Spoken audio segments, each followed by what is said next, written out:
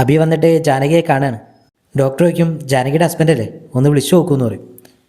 അഭി കുറേ വിളിക്കും, പക്ഷേ ജാനകി ഒന്നും കേൾക്കുന്നില്ല. കണ്ണ് തുറക്ക് ജാനകി എന്നൊക്കെ പറയും. ഡോക്ടർ പറയും കണ്ണ് തുറക്കാനായിട്ടില്ല എന്ന് പറയും.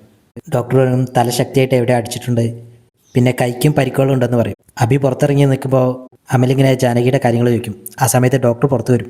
എന്നിട്ട് ഡോക്ടർ പറയും, സോറി, ചെറിയ പ്രശ്നങ്ങളുണ്ട്, ഉള്ളിലെ ഇൻറ്റേർണൽ ബ്ലീഡിങ് ഇപ്പോഴും നിന്നിട്ടില്ല, മിക്കവാറും ഒരു സർജറി കൂടി വേണ്ടി വരും, കുറച്ച് കോംപ്ലിക്കേറ്റഡാന്ന് പറയും. ഇത് കേട്ട് അമൽ ചോദിക്കും, ഏട്ടാ അമ്മ ഏടത്തിയെ കുറച്ചുകൂടി സൗകര്യമുള്ള ഹോസ്പിറ്റലിലേക്ക് മാറ്റുന്നതല്ലേ നല്ലത്. ഇത് കേട്ട് അബി ഡോക്ടറോട് ചോദിക്കുക എന്താ അഭിപ്രായം ഇതിനെ പറ്റിയെന്ന് ചോദിക്കുമ്പോൾ ഡോക്ടർ പറയും, മാറ്റിയായിരുന്നെങ്കിൽ മുമ്പേ മാറ്റണമായിരുന്നു, ഇപ്പോൾ വേണമെങ്കിലും കൊണ്ടുപോകാം, പക്ഷേ കുറച്ച് റിസ്ക്കുള്ള കാര്യമാണെന്നൊക്കെ ഡോക്ടർ പറയും.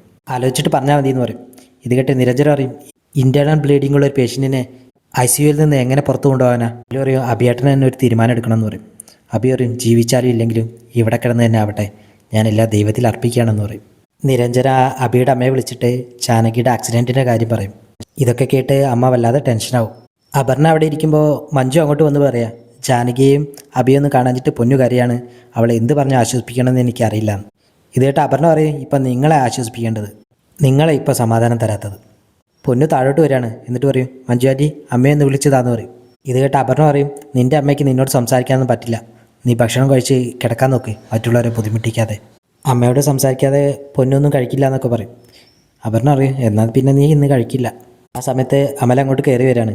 അമലിനോട് പൊന്നു പറയും, ചെറിയച്ഛാ പൊന്നുവിൻ്റെ അച്ഛനും അമ്മയും ഇതുവരെ വന്നില്ല എന്ന് പറയും. അമല് പൊന്നുവിനെ എടുത്തിട്ട് ഇങ്ങനെ ഓരോന്ന് പറഞ്ഞ് ആശ്വസിപ്പിക്കും.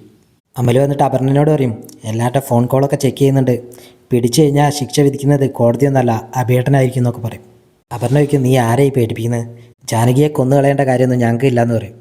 കൊല്ലണമായിരുന്നെങ്കിലേ അവൾ ആ കേസിന് ഇറങ്ങി തിരിച്ച് ആ സമയത്ത് ചെയ്യണമായിരുന്നു. ഇതൊന്നും കേട്ടിട്ട് നിൽക്കുന്നില്ല. ഇതൊക്കെ കേട്ടിട്ട് അപർണ പറയും, ജാനകിയെ കൊല്ലാൻ ആളെ വിട്ടത് ഞാൻ തന്നെ, നീ എന്ത് ചെയ്യുമെന്ന് ചോദിക്കും. ഇത് കേട്ടിട്ട് അമൽ പറയും, എടി നിനക്ക് ഭ്രാന്താണ്. അപർണ ആ കേസിനെ പറ്റി പറയും, കേസിൻ്റെ ആയുസൊക്കെ എത്ര കാലം ഉണ്ടാവും, ആ കേസ് അങ്ങ് തള്ളിപ്പോവും, പിന്നെ വരാൻ പോകുന്നതാണ് യഥാർത്ഥ കേസ്, ജാനകിക്കും അബിക്കും എതിരെയുള്ള ഞങ്ങളുടെ അപകീർത്തി കേസ്. അതൊക്കെ ഞാൻ എപ്പോഴേ മുൻകൂട്ടി കണ്ടു കഴിഞ്ഞു, എന്നിട്ടാണോ ഞാൻ അവളെ കൊല്ലാൻ ആളെ വിടുന്നത്. അമൽ പറയും, ഈ പറഞ്ഞതൊക്കെ മാറ്റി പറയുന്നൊരു സാഹചര്യം വരരുതെന്ന് നീ പ്രാർത്ഥിച്ചോ.